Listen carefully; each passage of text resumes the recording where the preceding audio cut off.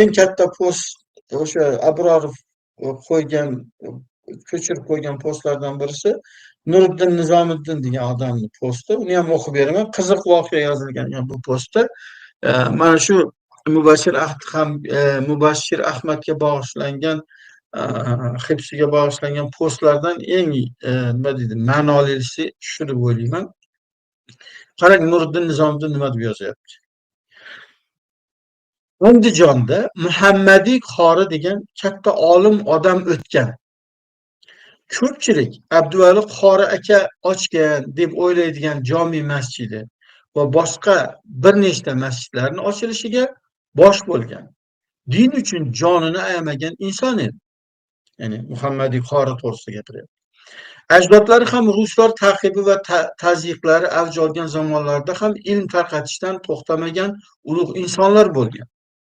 Muhammadiy qori aka adashmasam 1995-yil qamoqqa olingan. Ya'ni 95-yilda MXga Inoyatov kelgandan keyin dindorlarga qatag'on boshlandi. Bu ham 95-yilda bo'lyapti, ko'ryapsizmi? Muhammadiy qori aka adashmasam 1995-yil qamoqqa olingan va 1,5 yoki 2 yilga chiqqan. 2 yilda qamoqdan chiqqan. 1998-yilda yana qamoqqa olingan.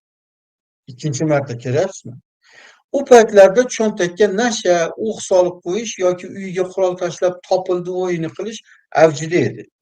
Qori akaning ham cho'ntagidan 3 dona o'q va qanchadir narkotik modda topilgan va ish ochilgan. Ziyovuddin Mahsum degan boshqa bir olim odam va dadam, Alloh ularni rahmatiga olsin, tergovchi bilan gaplashib Muhammadiy qori akani chiqarib olishga harakat qilishgan edi. Tergovchi prokuror nomiga bir xat tayyorlab bergan va unga mahallasi va shaharda ko'zga ko'ringan ziyolilardan 200 kishiga imzo qo'ydirib kelishni so'ragan. Qarang, 200 kishiga. Shuncha masjid ochgan Andijonda. Mahalla imzo qo'yishni 200 odam so'rasin, biz kafilmiz, chiqaringlar deb chiqarib yuboramiz degan.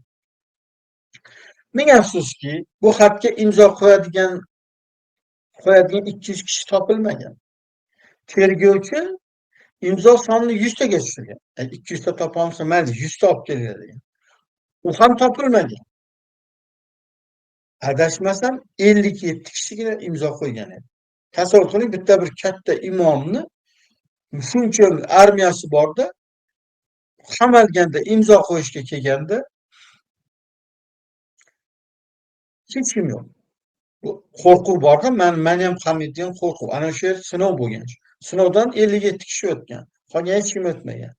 1 yildan keyin imzo yig'ilib, 100 ta imzo yig'ilmagandan keyin 1 yildan keyin Muhammadiy qori aka qamoqxonada vafot etgan, o'lgan, ko'rdingizmi?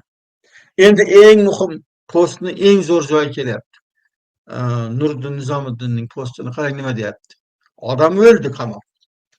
Ishonasizmi? Janozasiga 20 mingga yaqin odam kelgan. Qamalganda 100 odam topilmagan, chiqaring deb. Lekin o'lganda 20 ming odam kelgan. Tobutni takbir aytilgan holda, ya'ni Allohu akbar degan holda uydan qabristongacha qo'lma-qo'l qilib olib borishgan.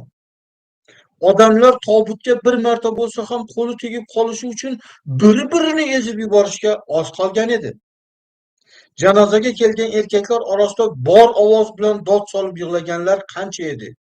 Vaholanki qamoqdan qutqarib qolish, jonini saqlab qolish uchun bir varaq qog'ozga qo'l qo'ygani 200 kishi topilmagan edi. Что вы хотели? Bu O'zbekiston bu. Bu hadisparastiston bu. Qamalsang hamma o'zini chetga oladi, o'lsang dod solib yig'laydi. Это O'zbekiston, bu hadisizm bu. Jim yurish, qo'rqish. Ota-onani o'zi tarbiyalaydi-ku bolasini qo'rqoq qilib.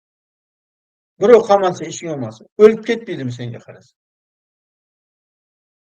Mana shu mevani ko'ryaptilar. U o'ylaydiki, meni jamoatim bor, masjidda uru domla deb qo'llarini o'pib, sallalarini o'rab, nima qilsam, meni shuncha qamalsam ham shuncha.